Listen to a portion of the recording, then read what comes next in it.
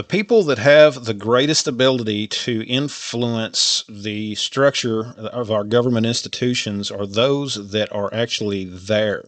The problem is we have too many people that are willing to talk about what needs to be done, and when they are put into positions of power, they refuse to do it. And that's what we're going to talk about in this video.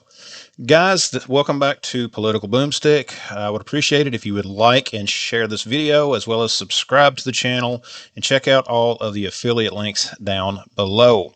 And what I wanted to talk about is what we have seen with some of the folks leaving recently that we thought were going to be a major impact on the government institutions, and that is Dan Bongino. As many of you know, Dan Bongino has resigned from being the assistant FBI director and is going back to basically being a citizen. And the thing is, Dan built his entire career, I should say, in the talk show circuit, talking about what needed to be done, how things needed to change in Washington and all of that. And unfortunately, he got the chance to do it. And what effect he has had is, I guess you could say, yet to be seen.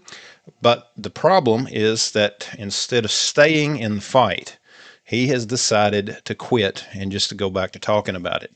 And where there's too many people in our government institution that are willing to step into that role that are not going to have the right influence. And this is one of the things that has frustrated me about Dan leaving that position. I don't know the full details. I don't know why he decided to do it. I'm sure that some of the things that have happened there we may hear about when he does get back to his show.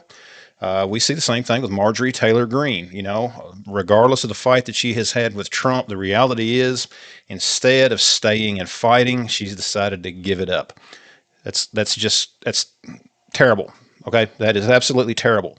As hard as we have fought to try to put some of these people in these positions to make the changes, people that for years that have talked about what needs to be done, and they get there and they're not doing it. And it's real heavy right now, especially a lot of the folks that are in Congress, particularly the Republican Party. A lot of the Republican Party. You've got others that are trying to, and I hope that they stay in the fight. But still, unfortunately, there's too many that are not doing their job. They are not making it a point to influence those around them. They are not stepping forward. They're not calling out the nonsense, and they're just basically sitting on their hands. And unfortunately, those that are willing, that are on the other side, they're not going to do the same. They're going to go in and steamroll everything like they always do.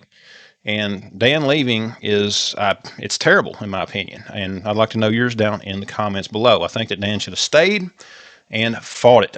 He should have fought it out. Whatever's going on there, he would have more of an influence as the assistant director of the FBI than he would have just talking about it on his show. Yeah, he's going to make more money back on his show. He'll make a lot more money. But what is the price of your own consciousness? And, you know, that's kind of the question.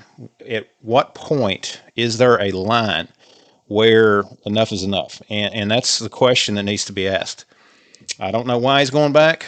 I don't agree with it. I think he should have stayed. I think he should have fought and continued to fight for what we, the people, have put him in that position for. You know, we voted for this administration. This administration has gone in, put a lot of folks in that we like. And some of those folks are just jumping ship for whatever reason. But guys, it's just a few of my thoughts. Let me know yours down in the comments below. Also, go down there, get you some blackout coffee. Use my code SAVE on your order. Save you a little bit on your order and help this channel out. But the most important thing is to share this video. That is what helps this channel out more than anything. Guys, thanks for watching. Subscribe to the channel, and we'll see you next time. If you carry or keep a firearm for self-defense, you already know the truth. The fight doesn't end when the shooting stops. After a defensive incident, the legal system starts moving fast, and every word you say matters. That's why I trust Attorneys on Retainer. One call puts you in contact with a real attorney immediately, day or night, because the right move after self-defense is legal protection. Sign up today using my code and save on your membership.